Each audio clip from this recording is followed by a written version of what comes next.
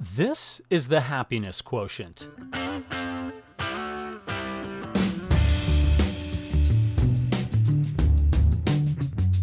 If you're a first-time listener or regular listener of the Happiness Quotient, please be sure to subscribe wherever you may be listening, whether on Apple Podcasts, Spotify, Pandora. And when you subscribe, you'll be notified each time a new episode is released. And when you leave a review for the podcast on Apple Podcasts, it helps us become more visible so that people you care about can discover us. While you're at it, share your favorite episode with a friend or family on social media or by word of mouth. My friend, Happiness Jones. Do you think you have what it takes to climb Mount Everest? Did you ever think about what it might be like? And if you did it, would you kill a bunch of brain cells and come home different? Or maybe not come home at all? Fact is, today's guest feels that a person of moderate physical capacity and good health could take on the Big E given the right conditions with the use of bottled oxygen. He also says that to climb Everest, it really helps to have been born with what he calls the stupid gene, the quality of being able to suffer for long periods of time, even willingly, in order to achieve a goal. Today's guest on the Happiness Quotient is Dr. Peter Hackett. He literally wrote the book on altitude sickness. It's called Mountain Sickness: Prevention, Recognition, and Treatment. It's an American Alpine Club Climber's Guide. Peter is no ordinary doctor. He's a mountaineer. He climbed Everest in 1981 as a member and doctor on the American Medical Expedition, and when he summited, he was the 111th person ever to get to the top. It was well before the first guided expedition changed the game, and it was also before more than one team was allowed on the same route. I first met Peter in 2000. We were working on a documentary for PBS Nova called Deadly Ascent, a film endeavoring to solve the mystery of high-altitude deaths on one of the most dangerous mountains on Earth, Denali in Alaska. I was the high-altitude cinematographer, and Peter was the main character, the doctor, the consultant of the film. We were there to chronicle the entire season, ready to capture daring mountain rescues and emergency medical evacuations.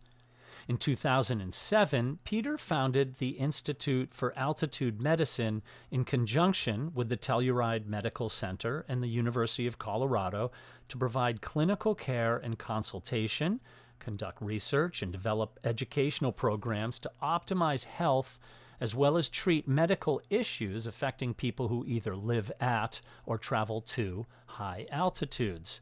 Hint, hint, anybody going to Mount Everest might want to look this guy up. Fast forward to 2019, I was on Mount Everest again, filming Lost on Everest for National Geographic. And while at 21,000 feet, the evening before leaving for the team's final summit bid, I began to show some signs of an altitude-induced TIA, a trans-ischemic attack. Basically, it's like a minor stroke that goes away. The symptoms, for me, were minor. Numbing of the face, primarily.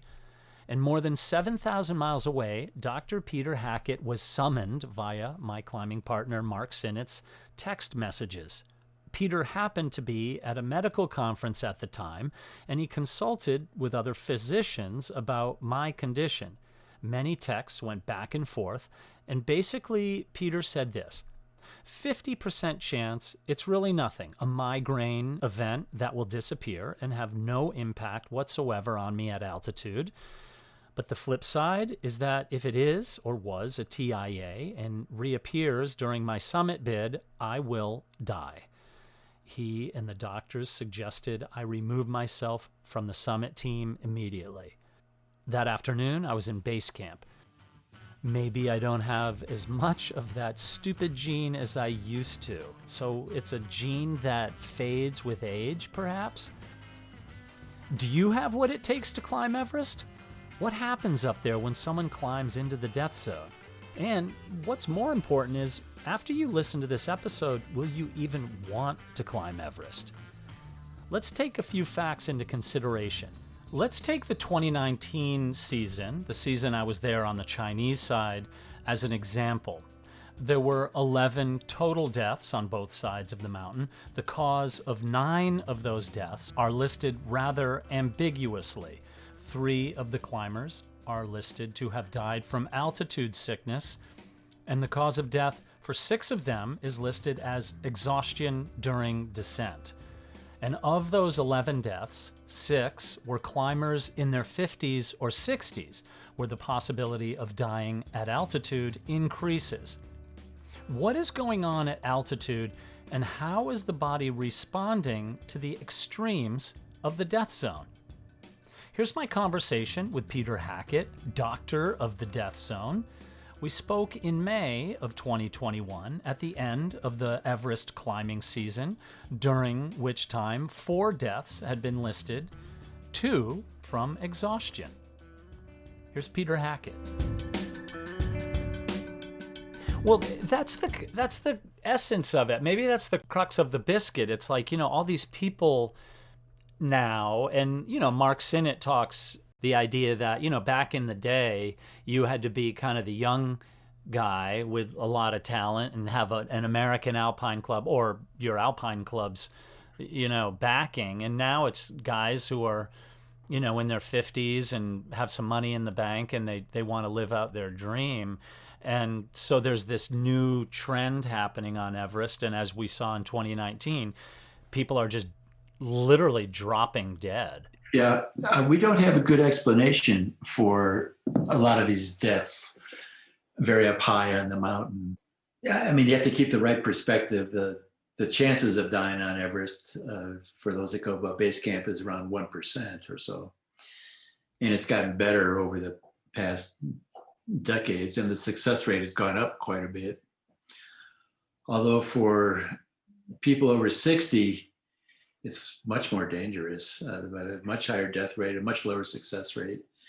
And for people without oxygen, much higher death rate, much lower success rate. So the last thing I'd recommend is anybody over 60 trying it without oxygen. That would really be a double whammy. But what are these mysterious deaths? I mean, you can explain ice fogs, crevasses, and avalanches, that sort of thing. But there's something that's going on when you get up on that summit day above 8,500 meters. So there's a number of factors. Number one, if you run out of oxygen, okay, that's an easy explanation. You're not really you can't acclimatize that kind of altitude. And you've gotten only as high as you've gotten probably because you are on oxygen. And the oxygen, there's no question the oxygen makes you move faster, allows you to move faster, prevents frostbite and hypothermia. I mean, there's only one performance enhancing drug, because the drug, oxygen is listed as a drug by the FDA, and that's oxygen for performance at high altitude.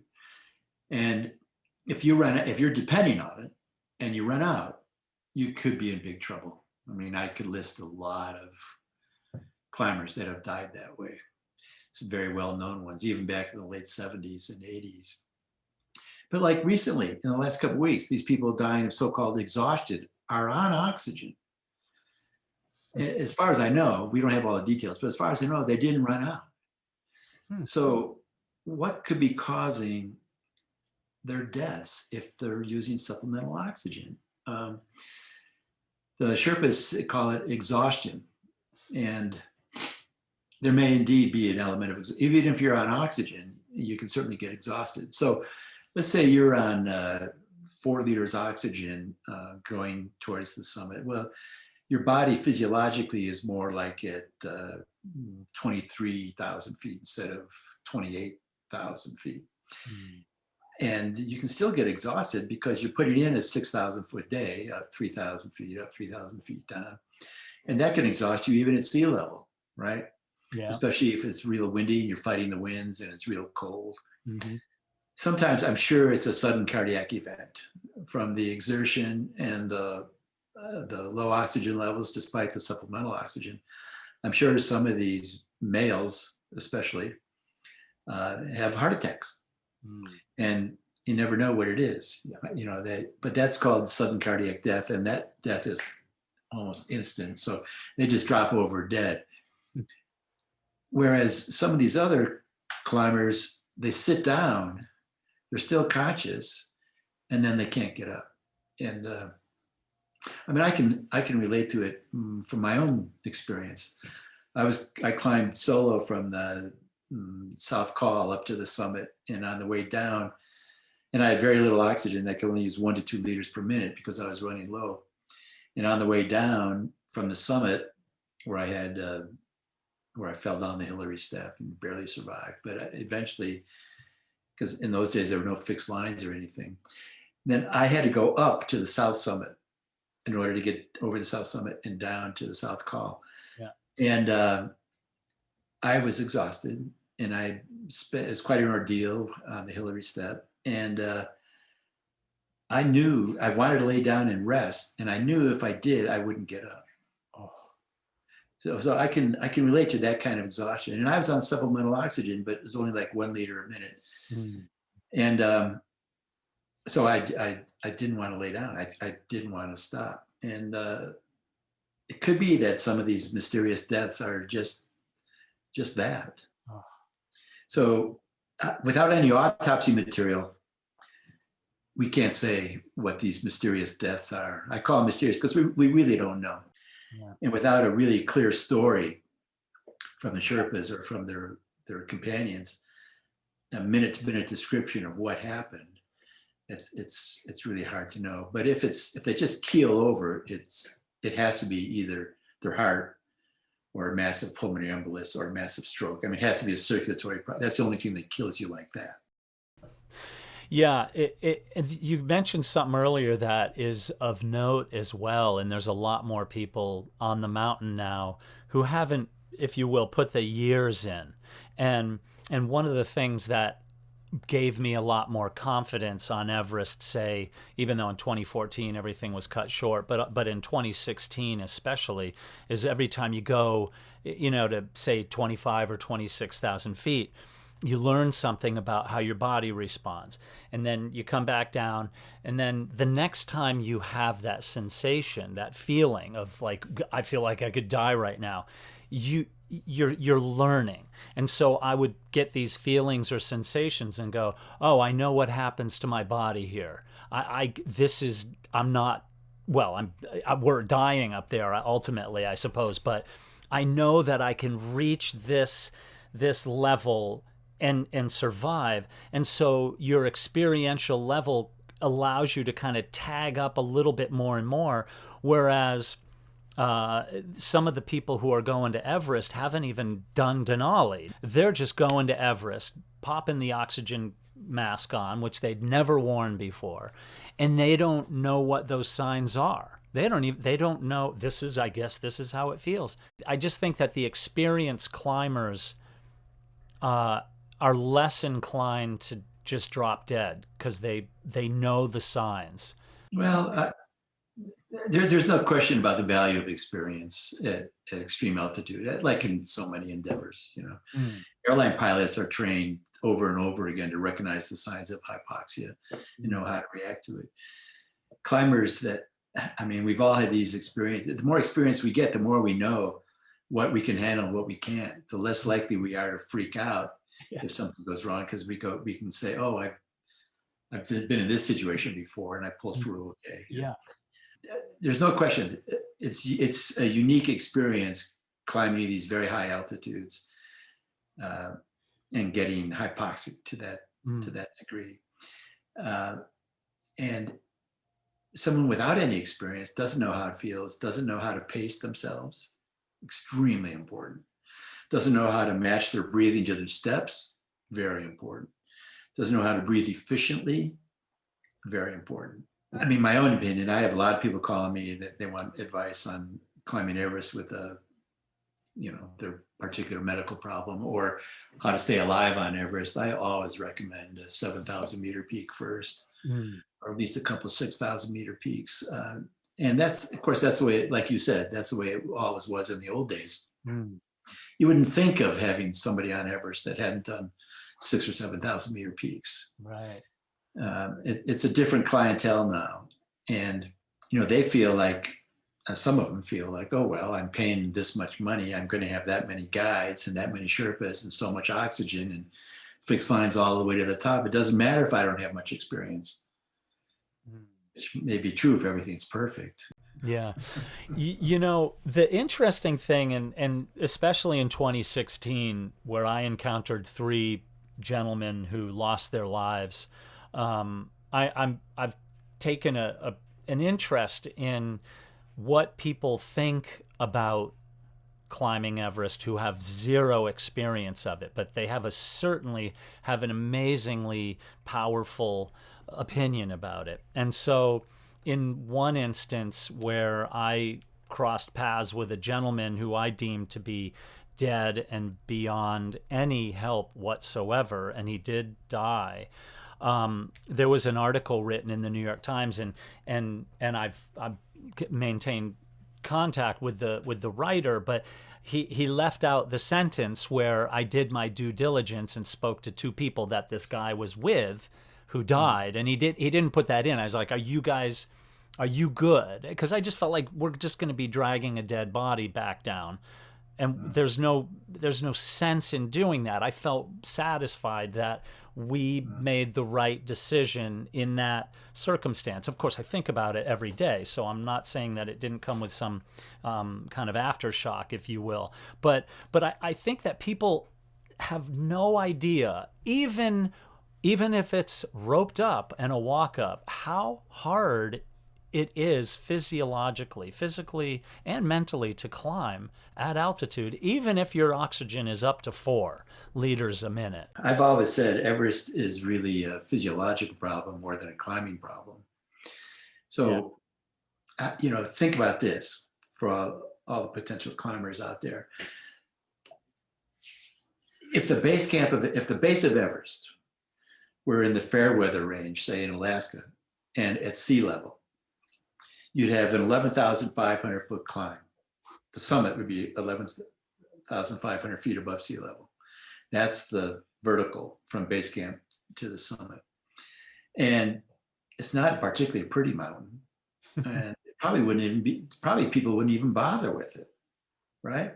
Mm-hmm. So what makes it really unique is the altitude, right?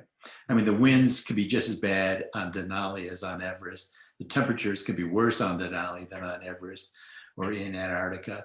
I mean, the only thing that's really unique about Everest is the altitude, and of course, it's the highest point in the world. So everybody wants, so many people want that as a goal. Yeah. So now consider this. If you were to start from base camp, if you were well acclimatized at base camp at 17.5, or even if you weren't, but you flew into base camp on oxygen, and you stayed on a high flow oxygen in some sort of bubble suit or some sort of apparatus that allow you to do that, it wouldn't be that difficult to go all the way up to the top and back down if your oxygen levels were the same as they were at sea level, if you had enough oxygen. Yeah. So you could do it it'd be an 11,500 foot climb. You could do it in a couple of days, and that would be it.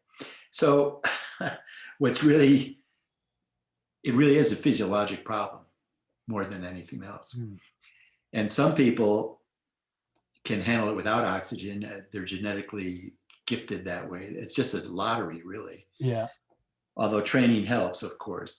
The more fit you are, the faster you can go up and down. But training doesn't help you with your acclimatization. It doesn't help you deal with the altitude. So there has been a lot of research on exactly what we call a mask altitude, or what the physiologic altitude is at different levels on the mountain for those using supplemental oxygen.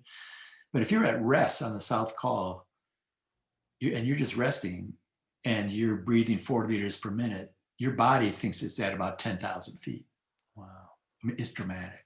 Wow. But as soon as you start to move, your body requires much more oxygen, of course. And then your oxygen levels will start to drop, or you turn up the oxygen so that you can use more. So there is people don't realize the enormous difference between climbing Everest with oxygen and without. I mean, it's almost like two different endeavors. It's almost like the difference between free diving and scuba diving. Huh, right. Right. you know. And those people that climb without oxygen need to be given a lot of credit. But it's also much more dangerous, and some would consider it foolhardy. But it's almost like a different sport, right? So anyhow, let's get back to the people climbing with oxygen, which is 95% of all the people. Yeah. It's dangerous to have to rely on an oxygen, just like if you were scuba diving, you were at 150 feet and you suddenly ran out of air, you'd be in big trouble. It's not quite the same, obviously, but so you do need to take time to acclimatize so that you don't have to start on oxygen until you get to camp 3. You don't want to have to start on at camp 1 or camp 2, so that you have to require a period of acclimatization to get used to camp 1 and camp 2. And then if you're acclimatized to camp 2 and you're running out of oxygen at camp 4 on a soft call, you're not going to die.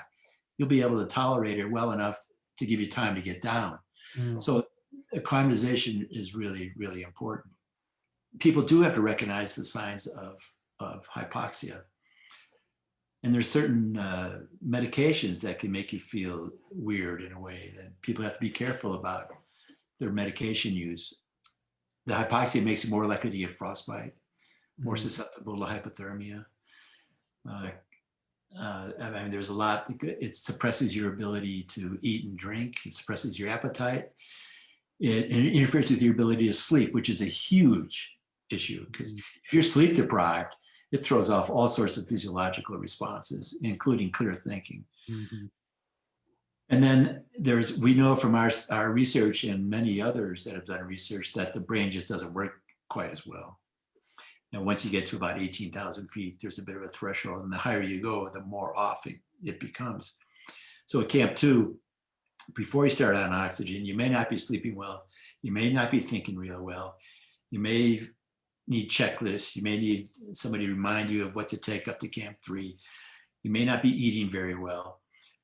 And for people that have never experienced that before, it's miserable. It is. I think that the most important gene that, in my experience, for my own high altitude climbing, is the stupid gene. That is the ability to tolerate significant levels of discomfort over a long period of time, which is just plain stupid thing to do. And that's what's required for high altitude climbing. You have to be able to tolerate significant discomfort for more than a few hours, for weeks at a time. Yeah. And people that have never done that, it's they're not used to that, and they find it hard to tolerate sometimes. Yeah, sheer madness. I know. There's some, like, I think I liked that aspect of it back in the day, and now I'm like, even in 2019, as I said, I'm 59 now. In 2019, there were some uncomfortable times we were having, and I just thought, like, why am I doing this? Why am I doing this? Yeah, you certainly want to have gluttony for punishment as part of your resume, because it's painful, and it takes weeks and weeks to recover. And Peter, this is the interesting thing. After I came back in 2019, and as I was leaving Advanced Base Camp, and Mark, we read your text, and you said you had consulted with some other doctors, and the general consensus was that I should stay back, and that's good. And I'd already been to the summit, so what's the big deal, other than just wanting to be with my buddies. But I will say, when I came back from that expedition, and this could be a factor of age a little bit, but it took me months, really months, to even want to get off the couch and go for a hike. Months. It usually takes a few weeks, and I just laze around and eat like a pig. But it was a long, long recovery. And I'm not sure if there was some, maybe it was psychological a little bit. I was pretty depressed about it and worried until I got the MRI. But, it packs a wallop, and the people who go back time and time again, you got to wonder what the mental factor and the capacity is going to be when they are 70 or 80, if there's some little loss every time you go into altitude. That, doing a crossword puzzle gets harder every time, I think. Well, this whole issue of brain damage at high altitude is a very important one, and one that needs to be researched more. Mm. But clearly, in the studies that have been done, there are structural changes and there are functional changes in the brain at high altitude that can persist for months to years to many years after climbing to high altitude, mostly in those without oxygen or in those that develop bad mountain sickness or cerebral edema. Mm. I'd say that for those that have been, I mean, the literature isn't great, but so far from what we can tell in the scientific literature, for those that go above 7,000 meters without oxygen, about 10 to 15% are going to have some sort of permanent neurologic finding. Now, if it's just a little spot on your MRI, but doesn't cause any functional changes, it doesn't matter much, but it's still a concern, right? Mm-hmm. I mean, there's been a functional, an anatomical change in your brain. Either a part of your brain has shrunk, there's a little bit of atrophy, or we get what's called white matter hyperintensities. It's these lesions we don't entirely understand, but if you get enough of them in a lifetime, it is associated with dementia. People ask me all the time, is there any risk of suffering brain damage on Everest? The answer is yes. How big is the risk? The answer is... I found this on the web. They're listening to you. The answer is it's really hard to say. Yeah. If you think that every single neuron in your brain is really precious and you want to hang on to it, you should not go to Everest or any 8,000 meter peak. True. I mean, some studies say even 6,000 meter peaks, but I'm pretty skeptical of those studies. Right. More importantly is the functional stuff. So the psychological, neurocognitive, reaction time, memory, after an ascent, there are abnormalities. Our Everest expedition, the American Medical Research Expedition to Everest many years ago, showed that there were definite changes and that most of them resolved within 2 years, almost all of them, except the ability to do repeated finger tapping. If you get more fatigued, Really? we don't know what that means, except maybe concert pianists should be careful about doing. So if you really want to protect your brain at high altitude, number one, you use oxygen. Number two, you don't get altitude sickness, especially cerebral edema, but even pulmonary edema or even bad mountain sickness. Number three, well, to prevent those illnesses, you acclimatize well before you go up high. And fourthly, you pay attention to nutrition and hydration and how you're feeling, and don't push it beyond your means. So a lot of climbers ask me, are there any meds or drugs that'll prevent the brain changes or neurologic damage at altitude? And there's really no evidence about a lot of these things you read about on the internet or over-the-counter stuff, or even prescription medicines like dexamethasone, which protects the brain quite a bit. But no one's ever done a study to see if people who take dexamethasone on a summit day are less likely to have brain damage. I mean, it's hard to imagine that study like that ever being done. It would be pretty hard to do it. You'd have to have a lot of willing subjects, I would imagine. And but can you imagine in any university medical school IRB signing off on a project where they're going to take people to 28,000 feet without oxygen and see how their brains do? Yeah. Maybe 1950s military or something like exactly. Top secret, Exactly. Well, funny you should mention that, because Operation Everest 1 in 1947 with Charlie Houston, that's what they did. 40 days in an altitude chamber to the summit of Everest without oxygen. And then Operation Everest 2 in 1985, very similar thing. And they did look at neurologic function, and there were some deficits, but then you've got people like Tom Hornbein that bivouacked at 28,000 feet without oxygen and ended up running an anesthesia department, And he's in his 90s now. And he's in his 90s now, yeah. So, amazing. It's something that I think people should seriously consider if they're going to do an 8,000 meter peak. There is a risk.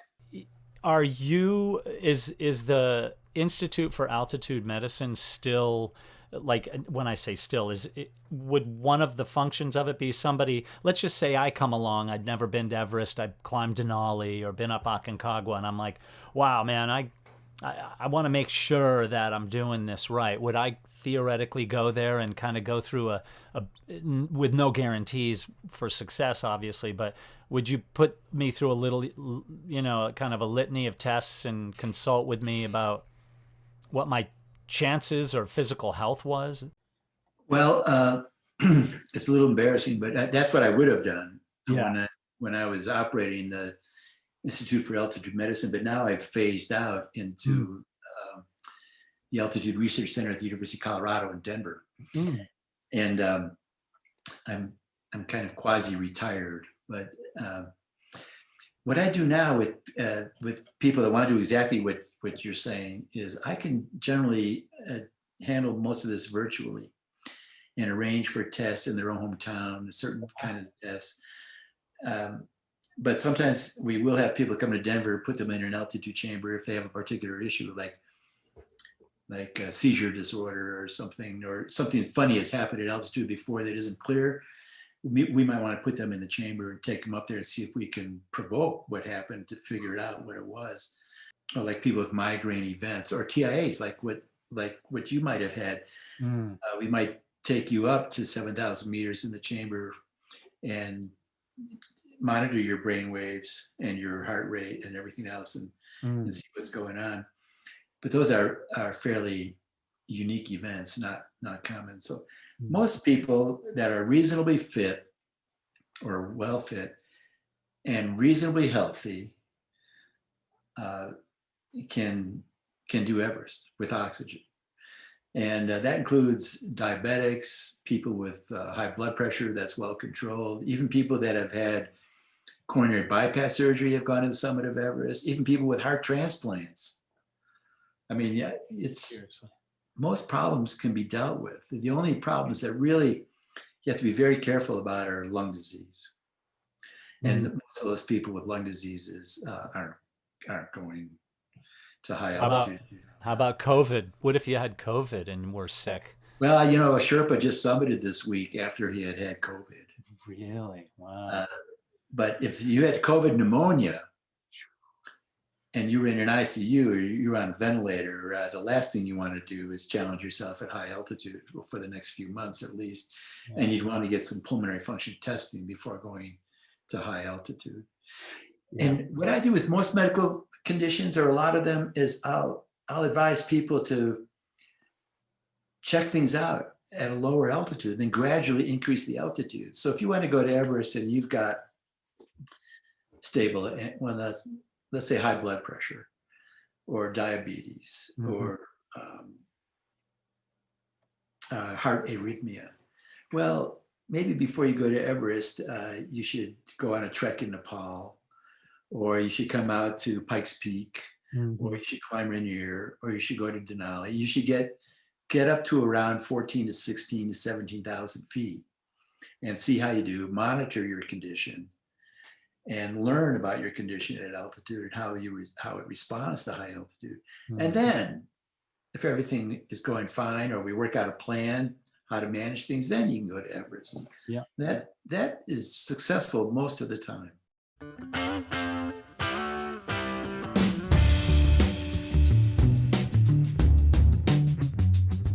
So do you still want to climb Everest? Do you think you could? And would you be willing to take the risks? Let me know your thoughts. I'd love to hear them. And what happened to me in 2019 when I experienced the symptoms of a TIA on Everest? Well, it's hard to say. Peter told me that a TIA might be something akin to a blood vessel spasm that goes away. It never really gets to the point of being an obstructed blood vessel, which would be a stroke. Whether what happened to me would ever recur is unknown. At my age, I think I'm happy to leave my high-altitude career in the rear-view mirror, thanks to the insight and friendship of Dr. Peter Hackett. All of my answers came. Peter is now quasi-retired, as he said. He raises yaks at his home in western Colorado. Oh, and he's also been the tour doctor for the Rolling Stones. I'm not kidding. The man is a rock star in his own right, and not just for the people going to Mount Everest. I'll leave some links in the show notes about where you can find Dr. Hackett, and a link to one of his lectures called Altitude Illness: What You Need to Know. Peter, thanks so much. I appreciate it. And as always, thank you to the Wood Brothers and their management for the use of their song, Happiness Jones, for our theme song here on The Happiness Quotient, and to their publicist, Kevin Calabro, for helping make it all happen.